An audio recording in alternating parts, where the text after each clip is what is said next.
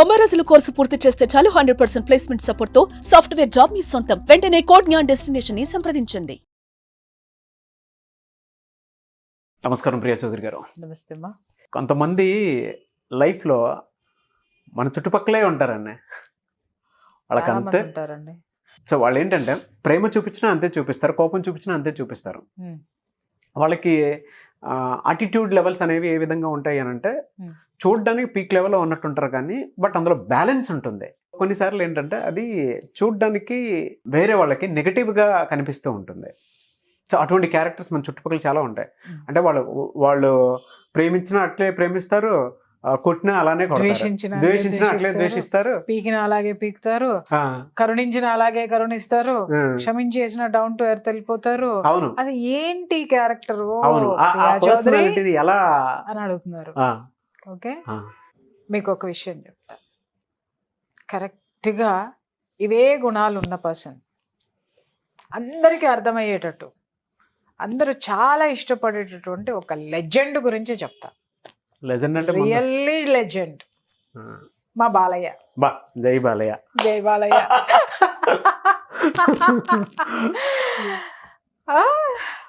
నిజంగా చెప్పాలంటే కోపం మనకి బాలయ్య బాబుని చూడంగానే ఏం కనిపిస్తుంది అని అంటే, ఫస్ట్ ఆఫ్ ఆల్ చాలా ఆయన మీద ఒక భయంకరమైనటువంటి ప్రచారం ఒకటి ఉంది. ఏంటి అని అంటే కోపం ఎక్కువ, ట్రిక్కీగా ఉంటారంటే అనుకుంటారు. ట్రిక్కీ కాదు, మూర్ఘుడు అనేటటువంటి ఒక ఇది ఉంది. నాకు కూడా సేమ్ అదే పేరు ఉంది. వీటన్నిటికీ కూడా పోలికలు ఎందుకు పోలుస్తున్నానో లాస్ట్లో ట్విస్ట్ ఇస్తా మీకు. ఓకే ఓకే, ఏంటంటే మనకి బాగా ఆయన ట్రోల్ అవుతారు. ఆయన ఏదన్నా మాట్లాడినా సంచలనమే, ఏదన్నా వీడియో వచ్చినా సంచలనమే, సినిమా తీసినా సంచలనమే, హిట్ అయినా సంచలనమే, ఫ్లాప్ అయినా సంచలనమే. ఆయన సంచలనాలకి మూలం. ఓకే, ఎక్కువ బాలయ్య బాబు ఏ విషయంలో ట్రోల్ అవుతారు చెప్పండి? ఆయన కొట్టే దాంట్లోనూ, మాట్లాడే దాంట్లోనూ, కోపం పడే దాంట్లోనూ. కోపం మాటలు కూడా ఏంటి అంటే ఓడబే అంటాడు ఆయన. He doesn't care. బట్ కోపం, అభిమానులు కొడతావా బాలయ్య అని భలే వేసేస్తారు, మాట్లాడతారు. అట్లాగే ఏంటి సామి కొట్టడం ఏంటి, అభిమానులు లేకపోతే మీరు ఎక్కడున్నారు, కొట్టేస్తావా ఏంటి నువ్వు అని మాట్లాడే వాళ్ళకి అసలు బాలయ్య బాబుని చూసారా మీరు చూసారా నాగరాజ్ గారు? బాలయ్య బాబుని చూడాలి అంటే బంజారా హిల్స్ రోడ్ నెంబర్ 2లో బసవతారకం క్యాన్సర్ హాస్పిటల్ ఉంది, ఒక ప్లేస్, ఆ కార్నర్లో. అక్కడికి వెళ్ళండి సార్. కొన్ని 30 సంవత్సరాలు అంటే నేను హైదరాబాద్ వచ్చి 26 to 27 years అవుతుంది. అప్పటి నుంచి చూస్తున్నాను నేను. అక్కడ పేవ్మెంట్ మీద కొన్ని 100 మంది పడుకొని ఉంటారండి. హాస్పిటల్ ప్రాంగణంలో పొద్దున్నే లెగిస్తే 5 దగ్గర నుంచి జనం కిటకిటలాడుతూ ఉంటారు. చూసానండి నేను. అక్కడ వాతావరణం ఒక్కసారి చూడండి సార్. వెళ్ళి అక్కడ పేషెంట్స్ని కొంతమందిని చూస్తూ ఉంటే ఒకళ్ళకి ఇక్కడ హోల్ పెట్టుంటది, అవును, ఒకళ్ళకి ఇక్కడెక్కడో హోల్ పెట్టుంటది, ఒకళ్ళు ఇక్కడ హోల్ పెట్టిన వాళ్ళు ఇలా ఒక గ్లాస్ ఇలా పట్టుకొని తిరుగుతూ ఉంటారు. ఏంటంటే వాళ్ళు తినలేరు, లిక్విడ్ మాత్రమే వాళ్ళు తాగుతారు, అది డైరెక్ట్గా కడుపులోకి వెళ్ళిపోతుంది. వాళ్ళు చూయింగ్ చేసి లోపలికి మింగి థ్రోట్ క్యాన్సర్ పీపుల్ వాళ్ళు పాపం అది తినాలి అని అంటే దాని ద్వారా పంపిస్తూ ఉంటారు. ఆ పేషెంట్స్ ఉంటారు. అలాగే బ్రెస్ట్ క్యాన్సర్ ఉన్న వాళ్ళు ఉంటారు. Different sir. జీవితం మీద ప్రేమ రావాలి అంటే, నువ్వు దరిద్రుడు కానీ నీకు ఆత్మహత్య చేసుకోవాలనిపిస్తే బసవతారకం హాస్పిటల్కి వెళ్ళండి, మీరు ఎంత అదృష్టవంతులు అర్థమవుతుంది. ఒక గాంధీ హాస్పిటల్కి వెళ్ళండి, మనం ఎంత అదృష్టవంతులు అర్థమవుతుంది. విపరీతమైన కోపం మీకుంది, విపరీతమైనటువంటి ఆల్కహాలిక్ నేచర్ మీకుంది, విపరీత ధోరణులు మీకున్నాయి, సరికాని జీవన విధానంలో మీరున్నారంటే ఈ రెండింటికి వెళ్ళిరండి సార్. జీవితం విలువ అర్థం ఏంటో మీకు తెలిసి వస్తుంది. పేవ్మెంట్ మీద పడుకొని ఉంటారు సార్. ఎప్పుడు చూసా మీరు అర్ధరాత్రి వెళ్ళండి, తెల్లారుజామున. ఎందుకంటే నేను కార్ డ్రైవింగ్ నేర్చుకునేటప్పుడు తెల్లారుజామున లేదండి, తెల్లవారుజామున ఉండేవారు సార్. అర్ధరాత్రిలో మన ఫీల్డ్ ఎలా ఉంటుంది, ఎక్కడ ఏదంటే పరిగెట్టడమే కదా, అర్ధరాత్రి లేదు అపరాత్రి లేదు. వస్తూ ఉంటే ఆ పేవ్మెంట్స్ మీద జనాలు పడుకొని ఉంటారు, లోపల ఉంటారు. మధ్యాహ్నం అయ్యేసరికి ఎవరో ఒకళ్ళు ఫుడ్ డొనేట్ చేస్తూ ఉంటారనమాట. అక్కడ ఆ పేషెంట్స్కి కుప్పలుగా పేషెంట్స్ ఉంటారు. అయితే మీరు అనొచ్చు, ఏమంటే నాకు అర్థం కాక అడుగుతాను, ఆ ఇన్స్టిట్యూషన్కి బాలకృష్ణ గారి కోపానికి ఏమన్నా సంబంధం ఉందా? ఈ కోపం మూయడానికి ఆ ఇన్స్టిట్యూషన్ గురించి మాట్లాడుతున్నారా? అది ఏందండి అని మీరు మాట్లాడచ్చు. సార్, కొన్ని లక్షల మందిని ఆయన ఈ భుజాల మీద మోస్తున్నాడు. అది తెలుసా ఎవరికైనా? నాన్ ప్రాఫిటబుల్ ట్రస్ట్ అది. ఎన్టీ రామారావు గారు బసవతారకం గారి పేరు మీద ఓపెన్ చేసినటువంటి నాన్ ప్రాఫిటబుల్ ట్రస్ట్ని నడపటం అంటే అది ఎంత కష్టం ఒక్కసారి ఆలోచించండి. ఒక పేషెంట్ ఎంటర్ అయిన తర్వాత ఎంత ఖర్చు అవుతుంది? అవునండి. డాక్టర్స్కి మెయింటెనెన్స్. ఒక చిన్న హాస్పిటల్ మల్టీ స్పెషాలిటీ హాస్పిటల్ పెట్టుకుంటే మనం జ్వరం అని వెళితే వాడు 15,000 బిల్ వేసి ఇచ్చి డోలో 650నో లేకపోతే పారాసెటమాలో లేకపోతే జింకోవిట్టో రాసి పో అంటాడు. దానికి 15,000 వసూలు చేస్తాడు. కారణం ఏంటి? బిల్డింగ్ రెంటు, వాడి డాక్టర్ల ఫీజు, ఇంకొకటి ఒత్త జ్వరానికి. మెడికల్ షాప్కి వెళ్ళి 650 వేసుకోవచ్చు, కానీ అది ఏంటో మనకు తెలియదు. కొంచెం తీవ్రంగా ఉందని వెళ్తేనే వాడు మన మీద వాడి భారాన్ని అంత వేసేస్తున్నాడు. వాడి ఇంట్లో ఖర్చులు కూడా మనకే, వాడి లగ్జరీస్ కూడా మనకే బిల్లు. అంత చిన్న హాస్పిటల్స్ ఈ విధంగా దోపిడీలు చేస్తూ ఉంటే ఒక్కసారి ఆ క్యాన్సర్ హాస్పిటల్కి వెళ్ళండి సార్. ఎంత ట్రీట్మెంట్ జరుగుతుందంటే అక్కడ ఒక క్రమశిక్షణ కనిపిస్తుంది, డెడికేటెడ్ డాక్టర్స్ కనిపిస్తారు. ఆ ఇన్స్టిట్యూషన్ మొత్తం చూడండి, ఎక్కడ చూసినా కూడా దయా, కరుణ, సేవ, డెడికేషన్. ఇవన్నీ ఎవరివో తెలుసా సార్? మా బాలయ్యలో. అవును. ఆయన వాటి మీద ఒక తపస్వి. నిజంగా చెప్పాలంటే ఆ క్యాన్సర్ ఇన్స్టిట్యూషన్స్ కోసం, డొనేషన్స్ కోసం ఆయన తిరగని దేశం ఉండదు సార్. ఆయన ఏం అందరిలాగా ఎంజాయ్ చేయడానికో లేకపోతే ఇంకొకటో, ఎక్కడైనా మీరు బాలయ్య బాబు పిక్ని పలానా దేశం వెళ్ళి ఎంజాయ్ చేస్తున్నాడు అని మీరు ఎప్పుడైనా పిక్స్ చూసారా సోషల్ మీడియాలో? ఆయన ఏదో ఆయన దూరంలో ఆయన మాట్లాడేసుకుంటూ, పక్కనాలతో మాట్లాడుతూ, అభిమానులతో మాట్లాడుతూ ఇక్కడ సోషల్లోనే ఉంటాడు. ఆయన అటాచ్మెంట్ తోటి ఉంటాడు తప్ప ఆయన ఎగ్జాగరేషన్స్ ఉండవు. ఆయన ఇంకొకటి ఉండదు. ఎంతసేపు చూసినా ఆయనదొక ప్రపంచం. ఆ ప్రపంచమే ఈ ప్రపంచం. పరమశివుడు నిజంగా ఆ ఘోర అఖండలో అఘోర క్యారెక్టరు కరెక్ట్గా Balayya Babu. Ditto sir, ditto అదే క్యారెక్టరు 100% నేను చెప్తున్నా. ఆ అఘోర ఏంటి అంటే ఘోరమైనది ఏదీ లేదు, ఎవ్రీథింగ్ స్వీకరించడమే. కానీ వాళ్ళని చూస్తే భయం, వాళ్ళని ముట్టుకోవాలంటే భయం, వాళ్ళ దగ్గరికి వెళ్ళాలంటే భయం. కారణం ఏంటి అంటే అంత డిసిప్లిన్తో వాళ్ళు ఉంటారు, అంత డెడికేషన్తో వాళ్ళు ఉంటారు, సామాజిక బాధ్యతతో వాళ్ళు ఉంటారు. కాబట్టి ఇలాంటివన్నీ వాళ్ళకి నచ్చవు. అఘోరా దగ్గరికి వెళ్ళి ఒక దండేండి లాగి పెట్టి కొడతాడు, ఒక విభూది ఇవ్వండి లేదా కుళ్ళిపోయింది ఇవ్వండి తినేస్తాడు, పండింది ఇవ్వండి తినేస్తాడు. రెండింటిని ఒకేలా చూస్తాడు. ఎందుకంటే ప్రతిదీ శివోహం, దైవాంశ సంభూతం. వాళ్ళ నాన్నగారు ఆయనకి ఇచ్చినటువంటి బాధ్యత, ఆస్తి అది. ఆయనకి ఆస్తి కాదు సార్, బాధ్యతను తీసుకున్నాడు ఆయన. సార్, ఎంతమంది పేదవాళ్ళు ప్రాణం పోసుకొని వెళ్తారు తెలుసా సార్? అక్కడి నుంచి ఎంతమంది సార్ ప్రాణం పోసుకుని అక్కడి నుంచి దండం పెట్టి వెళ్తారు సార్. అక్కడున్న డాక్టర్స్ని తీసుకోండి సార్, ఎంత సర్వీస్ ఓరియంటెడ్ తోటి ఉంటారంటే ఆ డిసిప్లిన్ ఎక్కడి నుంచి వచ్చింది? గ్రేట్ మూల విత్తనం ఎన్టీ రామారావు గారి దగ్గర నుంచి 100% ఆయనకున్న లక్షణాలన్నిటినీ పుణికి పుచ్చుకున్నటువంటి మహోన్నతమైనటువంటి వ్యక్తి ఎవడన్నా ఉన్నాడంటే మా బాలయ్యే. 100%. సార్, పని మనిషి జ్వరంతో ఉంది అని అంటే జ్వరం తగ్గిన తర్వాత రా అని మనం ఫోన్ పెట్టేస్తాం. కానీ మనం జీతం ఇస్తున్నా సరే మన పని మనిషే దానికి జ్వరం వచ్చింది, ఏమే హాస్పిటల్కి వెళ్ళావా, డబ్బులు ఏమైనా కావాలా, లేకపోతే నాకు తెలిసిన డాక్టర్ ఉన్నాడు నేను తీసుకెళ్తా అనేవాళ్ళు చాలా కొంచెం తక్కువ మంది ఉంటారు. ఎందుకు? వాళ్ళని ప్రేమిస్తే. ఓకే, అలాగే మనకి ఉండాల్సినటువంటి వివిఐపీస్, స్టార్లు బోళ్ళంతమంది ఉన్నారు సార్. వాళ్ళందరికీ ఎవరైనా అభిమానులు ఫోన్ చేయమని చెప్పండి సార్, మేము పలానా బాధతోటి ఫీల్ అవుతున్నాము, మాకు హెల్ప్ చేయాలి అని అంటే చాలా చాలా చాలా తక్కువ శాతంతో ఎవరో ఒకళ్ళని పంపించో ఏదో ఒకటి చేసి మమ అనిపించుకుంటారు. కానీ ఇదే క్యాన్సర్ హాస్పిటల్లో ఎవరైనా సరే చిన్న కన్సర్న్ సార్, ఒక ఫోన్ కాల్ బాలయ్య బాబుకి ఫోన్ చేసి, సార్ ఇట్లా మా వాళ్ళు క్యాన్సర్తో బాధపడుతున్నారు సార్, మాకు ట్రీట్మెంట్ కావాలి, మేము ఖర్చు పెట్టుకోలేం, లేకపోతే ఖర్చు పెట్టుకున్న స్తోమత ఉన్నా మాకు కొంచెం కేరింగ్ కావాలి, ఇలా ఏదైనా ఆ హాస్పిటల్కి సంబంధించి, ట్రీట్మెంట్కి సంబంధించి, ఆర్థిక సహాయానికి సంబంధించి ఒక్క ఫోన్ కాల్ చేయండి సార్, నిమిషాల ప్రకారము సిస్టమ్ మొత్తం అలర్ట్ అవుతుంది ఆ కేసు మీద. వెదర్ దట్ ఈస్ పేవ్మెంట్ మీద ఉన్నటువంటి బెగ్గర్ అయినా సరే, బిగ్ షాట్ అయినా సరే. బిగ్ షాట్కి ఏ విధమైనటువంటి రెస్పాన్స్ ఉంటుందో బెగ్గర్కి కూడా అదే రెస్పాన్స్ ఉంటుంది. ఇంకొక విషయం చెప్పమంటారా, డైరెక్ట్గా ఆయనే వెళ్తాడు కొన్నిసార్లు. ప్రజెంట్ ఆయన ఉన్నాడు అని అంటే వెళ్ళి అటెండ్ అయ్యి ఆ కేసు ఏదో చూసి వాళ్ళని అలర్ట్ చేసి అది క్లియర్ అయిపోయిన తర్వాత మళ్ళీ వాళ్ళు డిశ్చార్జ్ అయ్యేటప్పుడు కూడా వాళ్ళతో ఉండి వాళ్ళకి అప్రిసియేషన్ చెప్పి బయటకు వస్తాడు ఆయన.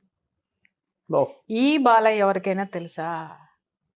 చెత్త రాతలు పిచ్చి కూతలు కూసే వాళ్ళందరికీ కోపం ఎక్కువ, మూర్ఖుడు. ఇంకొకటి అంటే క్యారెక్టర్స్ చెప్తున్నాను నేను. Other side of the coin చూడు, ఒకవైపే చూడు, రెండో వైపు కూడా చూడు, తట్టుకోలేవు, ఏడ్చి పెడతావు. అన్ని బ్రతుకులు, అన్ని జీవితాలు ఆయన ద్వారా ప్రాణం పోసుకుని పునర్జన్మని తీసుకుంటున్నాయి. ఆ ఆశీర్వాదాలన్నీ ఈరోజు ఆయనకున్నాయి సార్. అవును, హీఈస్ రియల్లీ అఘోరా. బయటికి ఏ పరమశివుడిలాగా కనిపిస్తాడో లోపల ప్రాణం పోసేటటువంటి మహోన్నతమైనటువంటి అఘోరా ఆయన శక్తి ఆయనలో ఉంది. ఏ శక్తి లేకుండా దాన్ని అంత సక్సెస్ఫుల్గా, అంత కరుణామూర్తిగా నడవడం అనేది ఎవ్వడి వల్ల కాదు. ఎస్. ఓకే, తర్వాత నాకు తెలిసి నేను చెప్తాను, ఒకళ్ళు నాకు ఫోన్ చేశారు. ఫోన్ చేసి, మేడం మీకు కొంచెం ఇన్ఫ్లుయెన్స్ ఉంటే బసవతారకం హాస్పిటల్లో మా సిస్టర్కి ఇట్లా క్యాన్సర్ వచ్చింది, మీరు కొంచెం ఇన్ఫ్లుయెన్స్ చేస్తారా, డాక్టర్స్ని కొంచెం జాగ్రత్తగా చూడమని చెప్పి ట్రీట్మెంట్ ఇవ్వమని చెప్పేసాను. వాళ్ళు ఎఫర్ట్స్ పెట్టలేరు, వాళ్ళు చేయలేరు. నాకు నిజంగా అప్పుడు నేను మన దగ్గర పొలిటికల్ అనలిస్ట్గా వర్క్ చేస్తున్నాను. అదృష్టం ఏంటంటే నేను నా అసెంబ్లీ అబ్జర్వర్గా ఉన్నాను. నేను అసెంబ్లీలో బాలయ్య బాబు వస్తారు కదా, అదే ఇంకొకళ్ళు అయితే ఏం చేస్తారు సార్, గవ్వ పరిగెట్టుకొని వెళ్ళిపోయి ఆయన దగ్గరికి వెళ్ళిపోయి ఆయనతో మాట్లాడిచ్చేసి చేస్తారు. నాకంత ధైర్యం లేదు. లేదు ఎందుకు లేదంటే ఆయన గురించి నాకు అన్ని స్టోరీలు విన్నాను నేను. ఆయన అంత భయంకరుడు, అంత ఇది, అంత అది ఇది అని నేను చూసేదాన్ని. ఆ అసెంబ్లీలో చూసేదాన్ని. ఆయన ఇటు వస్తున్నాడంటే ఇటు వెళ్ళిపోయేదాన్ని, ఎందుకు వచ్చిన గోవాల అనేసి పలకరించేదాన్ని కాదు, కానీ చూసేదాన్ని. బట్ ఆ రోజున కూడా నేను ఆయన దగ్గరికి పోలే, భయం నాకు.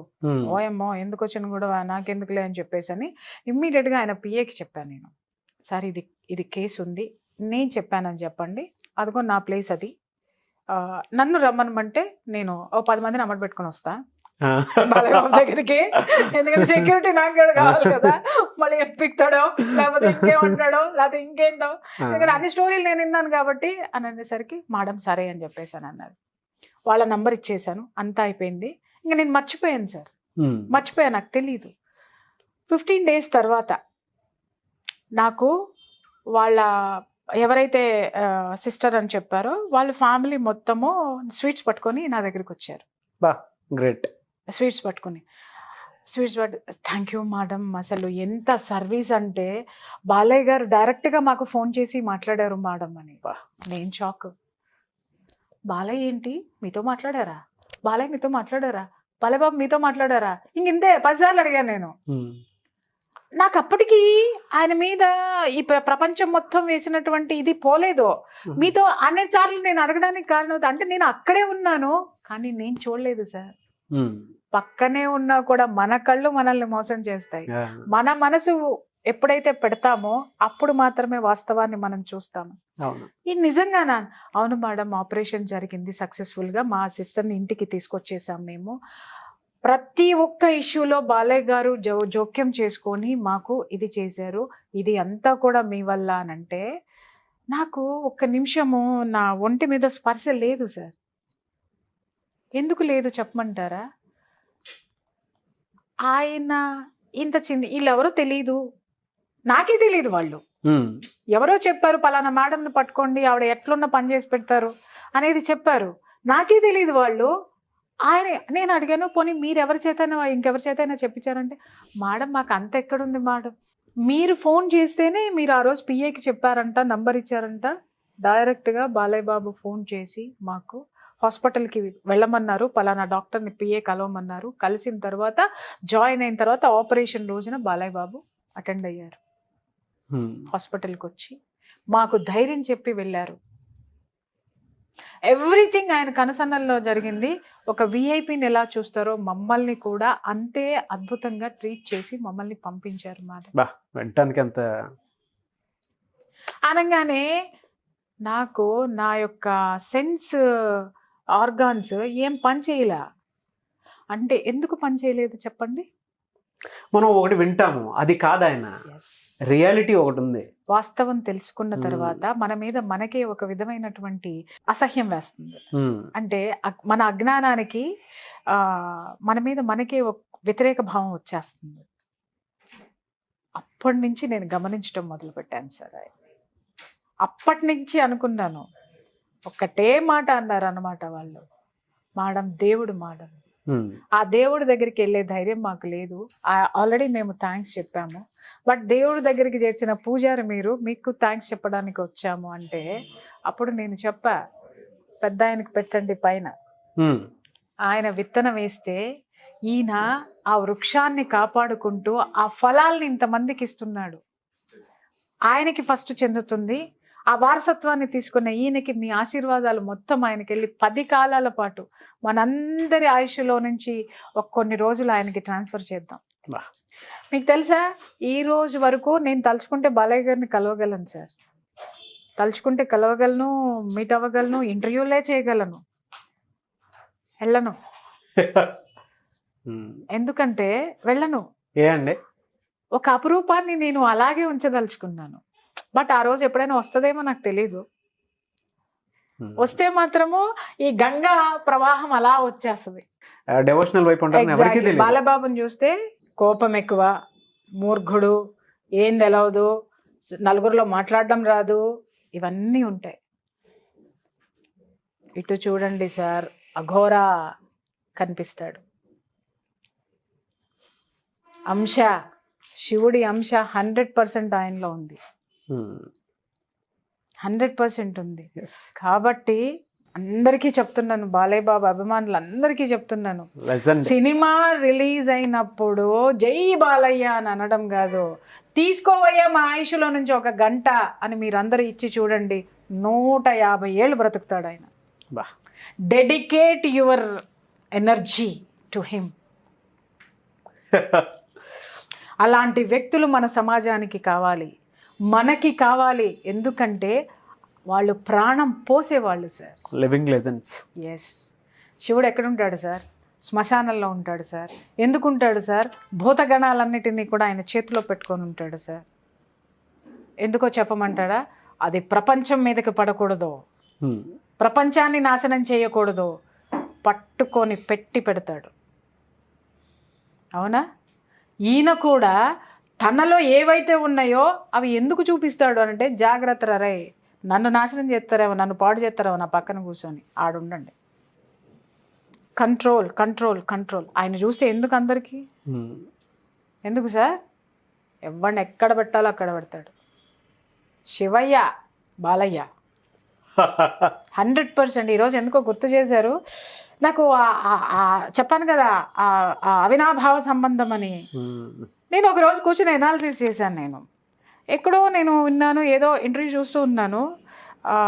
నేను దాన్ని డై హార్ట్ ఫ్యాన్ కాదు సార్. అవినాభావ సంబంధం చూస్తే అనేది మూలా నక్షత్రం, నాది మూలా నక్షత్రం.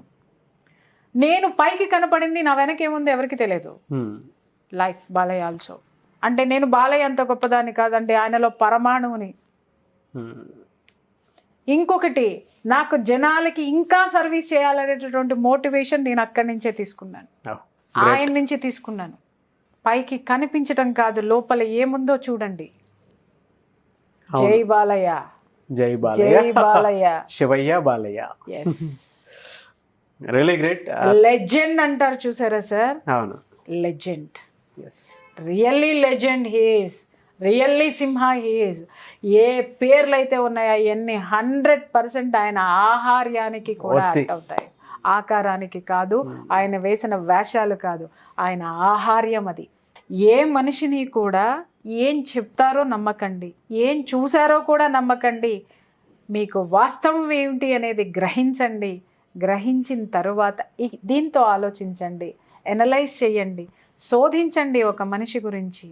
ఆ తర్వాత ఒక నిర్ణయానికి రండి. నిజంగా చాలామంది చెప్తారు ఆయన ప్రేమించాడు అని అంటే ఇంక అసలు పసిపిల్లాడు అయిపోతాడంట వాళ్ళని. అంటే పసిపిల్లాడు అమ్మ కొంగు పట్టుకుని అమ్మని పట్టుకుని ఎట్లా వదలడో, ఆయన ప్రేమించిన వాళ్ళని కూడా అలాగే వదలడు. ఆయనకి ఇష్టం లేని పని చేశారో ఎవడైనా ఎంతటాడైనా వెనక్కి తిరిగి చూడు. డిట్టో నాకు ఈ 2 ఉన్నాయి సార్, 2 ఉన్నాయి. మా వాళ్ళు తట్టుకోలేరు నన్ను. That is behind the screen personality. Inner personality, that is his soul. బా, థ్యాంక్ యూ సో మచ్. అసలు ఎన్నో సంవత్సరాల నుంచి గూడు కట్టుకున్నటువంటిదంతా కూడా ఈ రోజు ప్రపంచానికి చెప్పేటటువంటి అవకాశం నాకు.